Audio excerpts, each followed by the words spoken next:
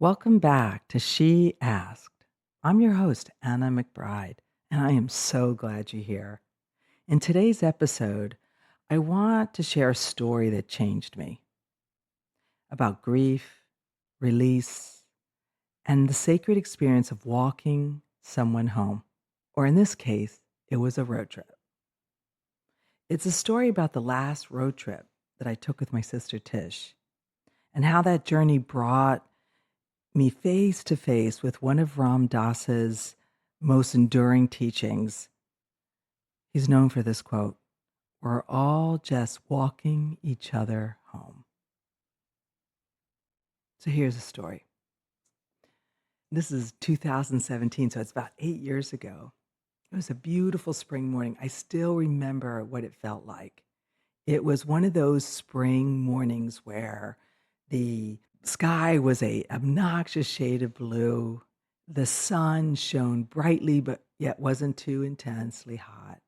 And the breeze, the air was just crisp enough that I knew that something was going to happen. In fact, it's the kind of weather that makes me want to go on an adventure. And so I did. I set about packing.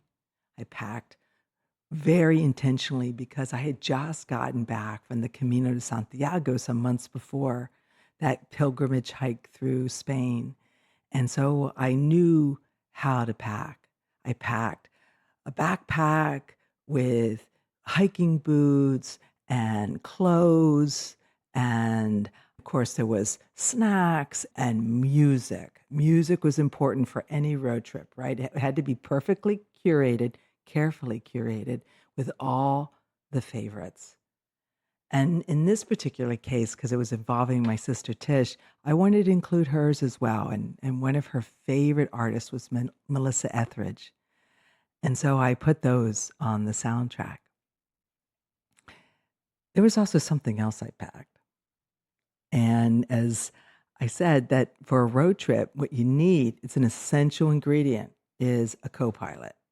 You need someone who is your trusted co-pilot, someone who's going to help you navigate, help you keep track of the directions, maybe give you some unsolicited opinions, right? That's what Tish was really known for. And we were known for our road trips. We went on many, whether for hiking or most memorable was when she went away to college in Colorado.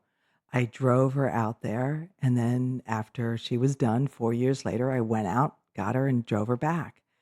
And we had the best laughs. We ate poorly. We blasted the music loudly. And she was my favorite co-pilot ever. And this trip that I'm talking about was no exception, except this time she came in canister form. What I mean by that, she had been cremated. This was after Tish had passed away. I got permission from her husband to take some of her ashes with me on this road trip to the Grand Canyon. And the Grand Canyon hike was going to involve going from the rim down to the Colorado River, which the Colorado River was one of Tish's favorite places in the whole wide world. And I was going to take her ashes there and release her back. It was a sisterly promise. I remember as children that we committed to each other to have adventures in life. Back then, we were daydreaming with National Geographics, and as we got older and technology caught up, we had pictures and movies and videos and trips together where we got to experience some great things. And I wanted my final release of her to be no different. So I got her ashes, got the snacks, got the music, got the clothes, got the backpack, got the hiking boots, and set off for the Grand Canyon. Took me a few days to get there. And the odd thing was, one thing that I didn't appreciate or calculate until I arrived was the timing. I arrived at the Grand Canyon on Memorial Day weekend. And it's so funny to me now because of the fact that I'm such a planner of trips. I'm known for that. However, that particular time, clearly lost in some sort of grief, I lost track of time and space. And so when I arrived there and realized that it was Memorial Day weekend, I didn't understand the date until I saw the sea of people with selfie sticks and all the children and the families and the groups and the buses and the population. I was like, "Oh my gosh." I had this idea that it was gonna be a sacred moment, a quiet servitude of celebrating her life before I released her, and it couldn't have been more of the opposite if I had tried. So, determined to do my sisterly promise, I pressed forward and put her in my backpack, got all situated, started hiking on the trail to go down to the basin where the Colorado River access is. And as I was making my way along the trail, right before I was about to head down to start going down the trail to the bottom, I was met with a park ranger. And it is apparently a part of their practice to check in and make sure anyone going down to the basin has a reservation to camp down there. There are only so many sites, and not everybody who goes down can camp. And when I told him, no, my plan was to go straight down and back up in the same day, he looked at me and said, "Lady, that is not a good idea." And I cocked my head and looked back at him with dismay. And then he asked me, had I ever hiked at the Grand Canyon before? And I told him very quickly, no, this was my first time, and I was excited. And he response to that was, it's not recommended for first timers to hike down to the river.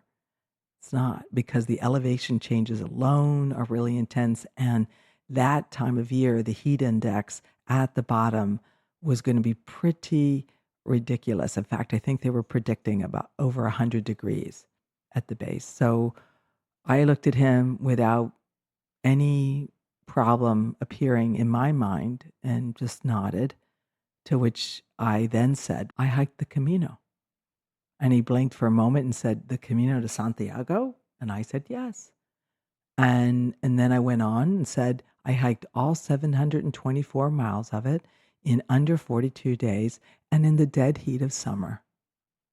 And probably because of that statement, as well as the fact that he could read on my face and in my body language that I was not going to do this, that he relented, handed me an extra bottle of water, and said, "Buen camino." And I went on my way. I did the descent down to the base, and when I got down there, getting down wasn't the problem. Finding a private space to scatter her ashes was, because there were so many people. I had in my mind this idea that it was going to be a heartfelt ceremony, like a river related type of declaration, maybe some personal reflection before I released her ashes.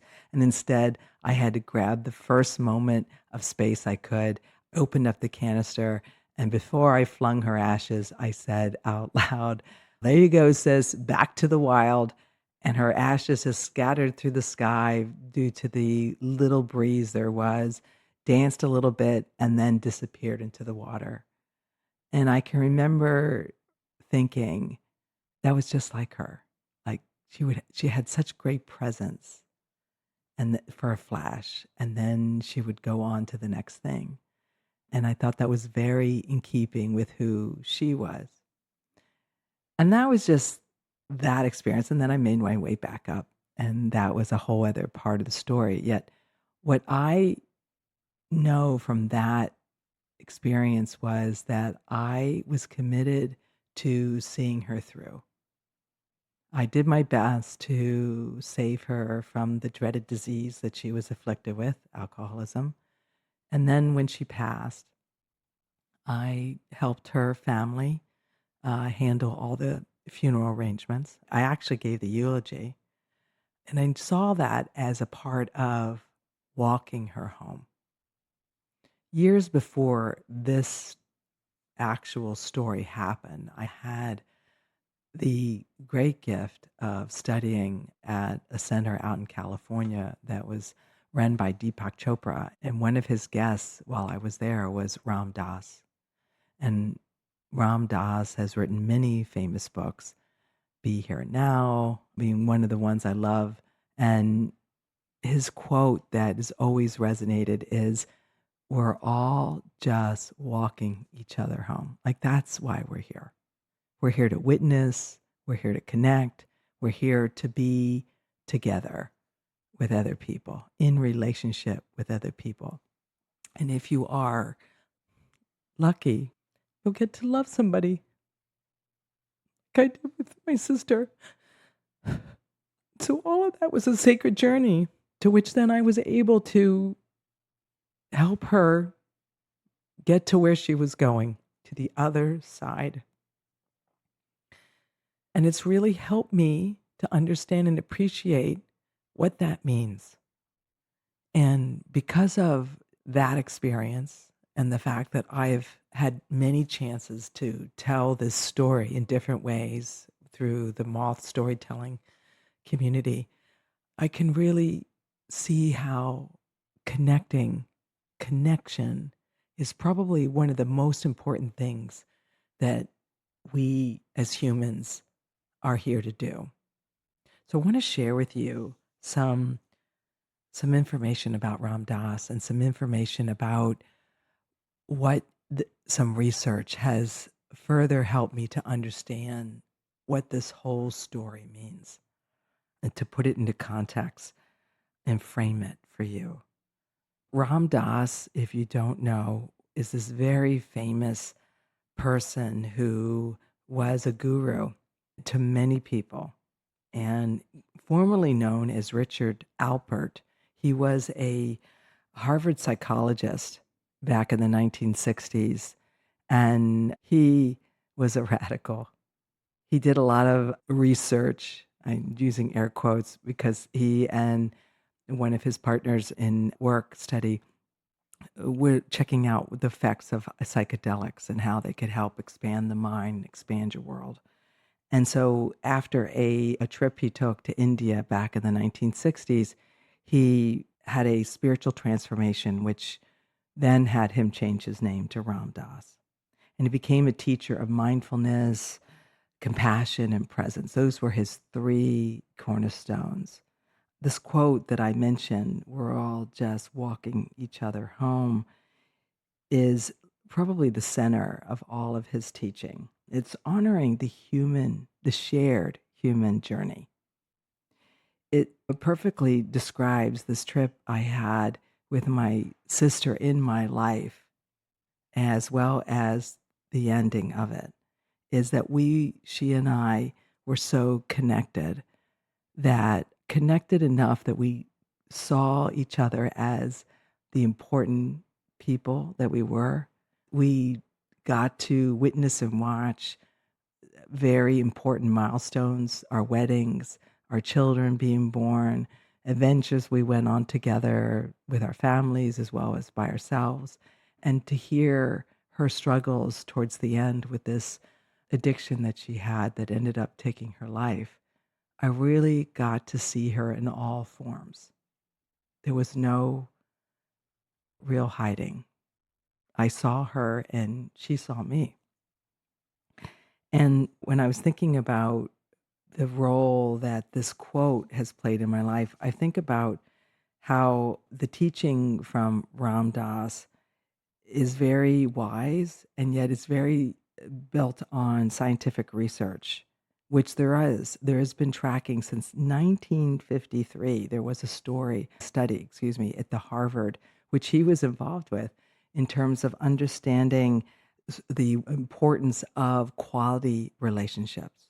The study actually began in 1938 when he was just a student, but it really became more true when he was actively working there later. And the study looked at how relationships help people resil through difficult times in their life, which grief is considered obviously something very difficult to resil from. People who felt connected or felt like they had someone to witness and watch them and help them through showed a higher percentage of an ability to resil from difficult life circumstances, whether that's a death of a loved one, a setback financially, or something in their health. Connection isn't just poetic, it's practical, proven, and essential to navigating grief and growth. There's also another study that I want to mention about social connection and grief recovery specifically. There was in the Journal of Transpersonal Psychology. In, Sure. All right. There is another study that I want to mention here that came up in the 2021 Journal of Transpersonal Psychology, a study about spiritual companionship and how it supports long-term psychological well-being. In this study, in this journal, they were reflecting over decades of separate different studies and how the essential ingredient in all of them was the personal connection. That the stronger the personal connection, the stronger the ability for someone to be able to handle things like grief. And grief, remember from other discussions that we've had, isn't just about losing somebody. It can be about a pivot in your life. It can be about a loss of a possession, not just a relationship or a loved one. And so grieving anything is made easier when you feel a strong personal connection with someone of matter to you.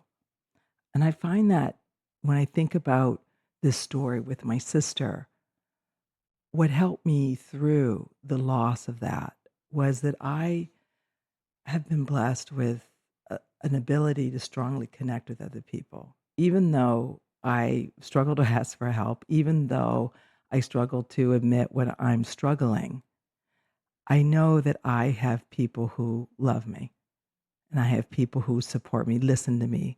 And often I'm the last person who reaches out for help. However, I have people who reach out to me and check in on me. And I find what I'm really getting to the point on is understanding that we need to see both as a part of this process of human connection. It's not just about me reaching out and asking for help, although that's important. It's also about other people reaching out to me and checking on me. The quality of my connection matters to how I get through things in life. And that is a way of feeling like I'm being walked through my life. I'm not alone. I may have a tendency towards isolation, yet I have a stronger desire to connect. And so people who reach out to me, I will respond. And because I know how important that is to my mental health as well as to theirs. It is reciprocal. It is reciprocal. So now I want to offer you a chance now to maybe do some self-study through journaling. I want to offer you a prompt to consider, to write about. Here's the question. Who has walked you home in your life? Who has walked you through some difficult times in your life, whether it's through grief, through transition, or even growth? Because sometimes growth can create a bit of controversy or problems. I know when I've gone through personal growth, it can feel overwhelming. So who has walked you through that stuff? Name them, write them down in your notes so that you can really see that there is that connection for you. And if there isn't someone that you can think of, I want to challenge you to really begin to build the bridge. Because as I laid out in this research that I mentioned, it is essential, which means you need to add it to your life in order to have the quality as well as the health that we all want and deserve. And here's the second question. Who are you walking home right now? Who are you reaching out to, checking in on, staying connected with. As I said, it's a reciprocal connection. What we give to others, we receive back. In recovery, we say that in order to keep it, we have to give it away. So it's a great opportunity to reflect on if I'm not connecting or reaching out or doing service that way, I benefit just as much by helping somebody else. The help I did with taking my sister back home to the wild and helping her family walk through the grief of her funeral process helped me in ways that I am just now starting to understand. Now I want to offer you an affirmation, something to consider and maybe write about, but certainly to acknowledge yourself on. And so maybe I want to invite you to just close your eyes. Take a deep breath in with me, and then exhale. As you continue to breathe in and out, affirm yourself with the words silently, I honor the sacred road between souls. I honor the sacred road between souls. I do not walk alone, and I do not ask others to walk alone. We are all just walking each other home. So let those words sink in. Let them affirm for you why I believe we are all really here. We're all witnesses to each other's lives, to our own life, and our lives are made better by the connection to others. If this episode resonated with you, please share it with someone you love. Leave a review, subscribe, and know this, you are never walking alone. This has been She Asked, where healing meets practical hope.